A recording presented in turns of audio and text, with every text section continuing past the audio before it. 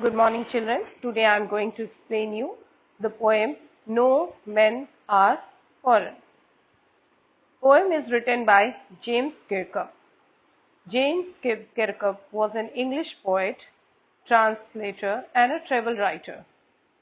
He wrote over 30 books including autobiographies, novels and plays. And this poem, when he wrote, actually he wanted to promote the idea of peace, harmony, and universal brotherhood. He simply says, as the title itself says, that no men are foreign. That means that no men belong to another country. The poet wants to say that all men are same, all men are equal. And as I told you, he wants to promote the concept of universal brotherhood. The poet wants to tell us that everyone in this world is same. All people, all men are same. They eat, live, die in the same manner. We all have the same nature. We all face the same sunshine, land, war, peace, love, and same emotions. You can see that the poem No Men Are Foreign begins and ends with the same line. Remember, no men are strange, no country is foreign, as the poet wants to emphasize on the fact that all the people living on this earth are the same and that we have created distinctions by erecting borders and fences or maybe different languages. He wanted to convey this strong message that God made the world and we made boundaries. While we are alive, we walk on the same earth, and upon our death, we will lie in our graves in the same earth. Either we will lie or maybe we will be cremated. Then also we will be in the same earth in different forms, but we will meet the same earth. He draws another similarity that we all enjoy good food during peace and starve during war or in winter. We all have similar hands which we use to do a lot of hard work. All of us have eyes which remain open when we are awake and close when we are asleep. He reminds the reader that whenever we hate someone, we cheat and hate ourselves. Also, when we pick up weapons against someone, we pollute the earth and make it impure with the huge mounds of dead bodies. So, the strong message he wants to give again, that is, let's love each and every human being because we all are same. Now let's begin the poem. Remember, no men are strange, no countries foreign. Beneath, beneath means under, all uniforms a single body breathes. Like ours, the land our brothers walk upon is earth like this in which we all shall lie. Now in the very first line the poet says that no men are strange and no country is foreign. So he wants to remove the borders from earth which has been created to separate different countries. Then only no country will be foreign if we will remove the boundaries and the borders. We all will feel that every country as our own land when there will be no borders, no boundaries, and we can be free to move around. As now we have to take permission from other countries, visa, passports, then only we are able to move to another country. But if we will remove everything, the entire world will be one. The poet wants to say that the entire earth is one and all the people who live on this earth belong to one human race. Then he says that inside the uniforms worn by soldiers of different countries, the human being is the same. Uniform also refers to the skin, that beneath all the color, beneath all the skin, we are biologically same. 99.9% biologically we are all same. And the differences which we all are having, that is because of the climatic condition. So he says that beneath all the uniforms, we all are same. God has made all of us in a similar way. All breathe in the same way. Then he says that all the soldiers are our brothers. We all walk upon the same Mother Earth, and upon our death shall lie in the grave in the same earth. Means, is earth like this in which we all shall lie. Now, either we will be buried or cremated, but we all are going to be the part of this earth. As we in Hindu mythology says, Pancha Tattva. So, similarly, we will become the part of this earth. Now move to the next stanza. They, too aware of sun and air and water, are fed by peaceful harvests, while war's long winter starved. Their hands are ours, and in their lines we read a labor not different from our own. Now they refers to those people who belong to other countries. We all call them foreigners and discriminate them and fight with them also. The poet says that nature has given all the beauties to all people just like it has given to us.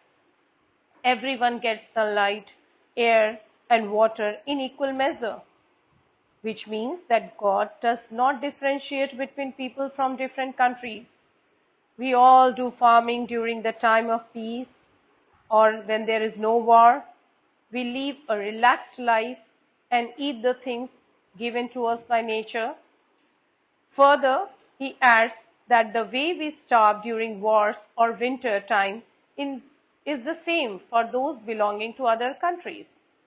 Maybe cuisines can be different, but the same cereals, grains, fruits, everything we are getting. Similarly, war is a difficult situation for all the country, and winter also, which is a season of dead and dormant. So we all face the problems in those two times. Even they don't get food at the time. So he wants to say that foreigners who belong to another country and we both are same. And then the poet says that even their hands are same as ours. They work very hard just like we do.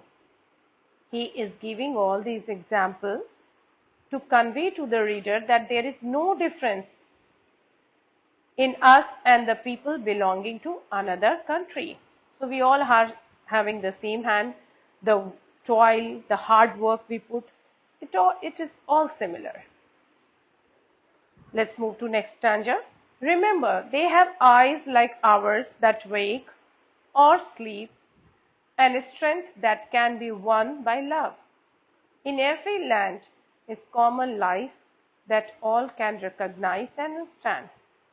So, now the poets ask you something. He is simply saying that we should keep in our mind that the people of another country, whom we think that they are our enemies, no, they are also similar in appearance like us. Is there any difference? Maybe. The face is different, but they do have the same eyes like ours, which open when awake and close when we are asleep. Similarly, he has given them strength, which we can win through love, means emotions. They too have emotions like us. Then he says that in every country, in every land, there is one common theme, and that is life. That means we all are living creatures. And if we can recognize them and if we can understand their feelings and realize that they are like us, then there will be no fights, no war between us.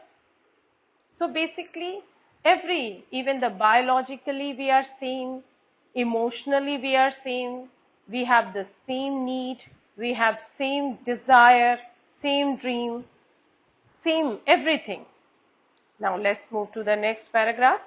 Let us remember, whenever we are told to hate our brothers, it is ourselves that we shall dispossess, betray, condemn.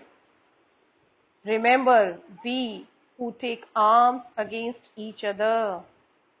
Now, the poet is simply saying that we should remember that whenever someone tells us to hate a person from another country or to think them as our enemy, that means whenever we think that they are our enemy, then we are depriving ourselves. Dispossess means depriving, betray. We are betraying ourselves, means cheating ourselves and condemning ourselves. How? That means we are bringing so much negativity and we are not considering them our friends, our brothers. Although we should not consider anyone to be our enemy, during a war, both the countries must bear the loss. So, and that is why the poet says that war is not in our favor. So, whenever we are picking up any weapon against someone, actually we are picking or we are taking this arms against each other, means one human is against another human. And in a manner, it is going to betray each and every human being. It is harmful for humanity. Now let's move to the last paragraph. It is the human earth that we defile. Defile means make dirty, pollute. Our hells of fire and dust outrace. The innocence of air is everywhere our own. So remember, no men are foreign and no country is strange. Outrace the innocence of means violate the purity. So finally the poet says, we should keep in mind that whenever we pick weapons against any person, we make the earth dirty because weapons kill people and their bodies which fall on earth make it dirty. Means if you are killing each other, this bloodshed, this fire, this death and these dead bodies which will accumulate on earth, it will defile the earth, means make it impure. The fire of war which erupts, the smoke which comes out, the dust which fills the air, it is so dirty that it pollutes and outrages the purity of war of the air. Although we all know that we should not involve in war. So that is why poet again wants to convey this message. Please do not indulge in war. And so once again, he ends his poem with a note. His line is reverse and saying, see, there is a reverse in the last line. In the first line he said, remember, no men are foreign and no country is strange. Lastly, he also says, no men are foreign and no country is strange. So there is a reverse, saying. Basically, once again, I would like to say the same line that he wanted to promote the universal brotherhood, peace, harmony. Now let's see the literary devices. Rhyme scheme. Now there is no rhyme scheme in the poem. So whenever there is no rhyme scheme, remember the entire poem is written in free verse. Free verse. Now literary devices. Alliteration. You all know what is alliteration. So you can see in stanza 1, body, breathes. Stanza 2, wars, winter. We have metaphor also. Uniform refers to the military of different countries and skin also. Stanza 2, war time is compared to winter season. Means both the war time is also dead like winter season. We have repetition also. Remember what is repeated, I think so many times, 5 times perhaps. And then we have the first line, remember no man are strange, no country is foreign, which has been reversed, that no men are foreign and no country is strange. And enjambment, which is the continuation of line. I hope that you all will understand the poem. Thank you.